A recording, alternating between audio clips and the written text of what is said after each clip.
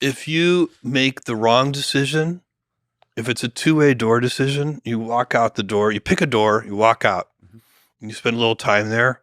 It turns out to be the wrong decision. You can come back in and pick another door. Some decisions are so consequential and so important and so hard to reverse that they really are one-way door decisions. You go in that door, you're not coming back. Mhm. And those decisions have to be made very deliberately, very carefully. If you can think of yet another way to analyze the decision, you should slow down and do that.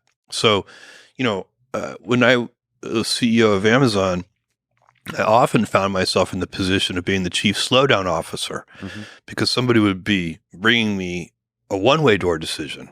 And I would say, okay, I can think of 3 more ways to analyze that. So let's go do that because we are not going to be able to reverse this one easily. Maybe you can reverse it, but it's going to be very costly and very time consuming. We really have to get this one right from the beginning. And what happens, unfortunately, in companies, what can happen is that you have a one-size-fits-all decision-making process where you end up using the heavyweight process on all decisions. For everything, yeah. Including the lightweight ones, the two-way door decisions. Two-way door decisions should mostly be made by single individuals or by very small teams deep in the organization. Mhm. And one-way door decisions are the ones that are the irreversible ones. Those are the ones that should be elevated up to, the senior-most executives who should slow them down and make sure that the right thing is being done. Yeah, I mean, part of the skill here is to know the difference between one way and two way. I think you mentioned, Yes. yeah. I mean, I think you mentioned Amazon Prime, the decision to sort of create Amazon Prime as a one way door. I mean, it's unclear if it is or not, but it probably is, and it's a really big risk to go there. There are a bunch of decisions like that are, changing the decision is going to be very, very complicated.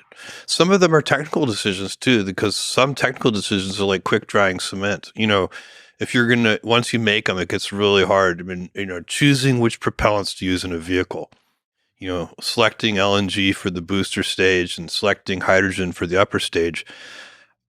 That has turned out to be a very good decision.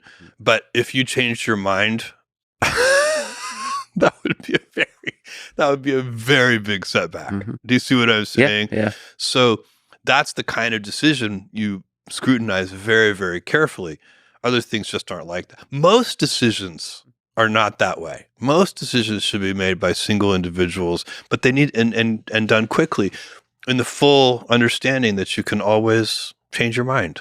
Yeah, one of the things I really liked, perhaps it's not two-way door decisions, is I disagree and commit phrase. So so somebody brings up an idea to you, if it's a two-way door, you state that you don't understand enough to agree, but you still back them.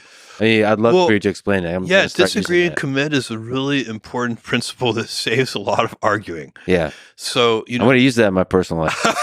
I disagree, but commit. Like, it's very common in any endeavor in life, in business, and anybody where you have teammates. You have a teammate, and the two of you disagree. Yeah. At some point, you have to make a decision. And, in companies, we tend to organize hierarchically. So there's this, whoever's the more senior person ultimately gets to make the decision. So ultimately, the CEO gets to make that decision. And the CEO may not always make the decision that they agree with. So I would be the one who would disagree and commit. One of my direct reports would very much want to do something in a particular way. I would think it was a bad idea. I would explain my point of view. They would say, Jeff, I think you're wrong, and here's why. And we would go back and forth. And I would often say, you know what? I don't think you're right, but I'm going to gamble with you. And you're closer to the ground truth than I am.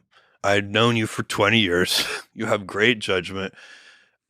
I don't know that I'm right either. Not really, not for sure. All these decisions are complicated. Let's do it your way. But at least then you've made a decision. And I'm agreeing to commit to that decision. So I'm not going to be second guessing it. I'm not going to be sniping at it. I'm not going to be saying, I told you so. I'm going to try actively to help make sure it works. That's a really important teammate behavior. There's so many ways that dispute resolution is a really interesting thing on teams. And there are so many ways when two people disagree about something, I'm assuming like the case where everybody is well-intentioned, they just have a very different opinion about what the right decision is. And we have in our society and inside companies, we have a bunch of mechanisms that we use to resolve these kinds of disputes. A lot of them are, I think, really bad. So an example of a really bad way of coming to agreement is compromise. So compromise, look, we're in a room here and I could say, Lex, how tall do you think this ceiling is? And you'd be like, I don't know, Jeff, maybe 12 feet tall. And I would say, I think it's 11 feet tall. Yeah. And then we'd say, you know what? Let's just call it 11 and a half feet. That's compromise. Yeah. Instead of the right thing to do is, to get a tape measure or figure out some way of actually measuring, but getting that tape measure and figure out how to get it to the top of the ceiling and all these things, that requires energy. Compromise, the advantage of compromise as a resolution mechanism is that it's low energy, but it doesn't lead to truth. And so in things like the height of the ceiling, where truth is a knowable thing, you shouldn't allow compromise to be used when you can know the truth. Another really bad resolution mechanism that happens all the time is just who's more stubborn. Yeah. This is also, so you have, let's say, two executives who disagree, and they just have a war of attrition. And whichever one gets exhausted first capitulates to the other one. Again, you haven't arrived at truth. And this is very demoralizing. So, this is where escalation, I try to ask people who, on my team, to say, never get to a point where you are resolving something by, who gets exhausted first. Escalate that. I'll help you make the decision.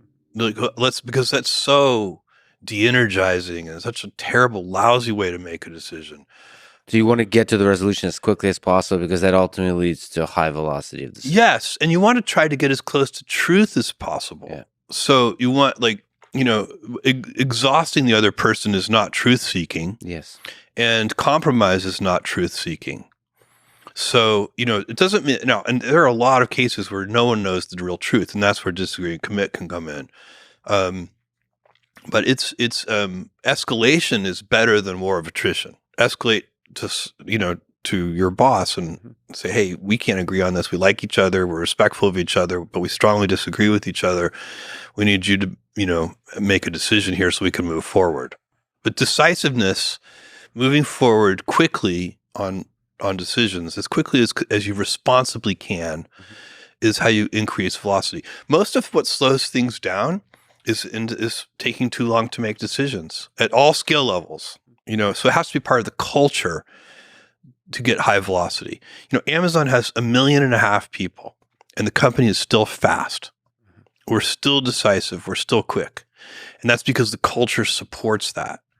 At every scale in a distributed way, Yes. trying to maximize the velocity of decisions.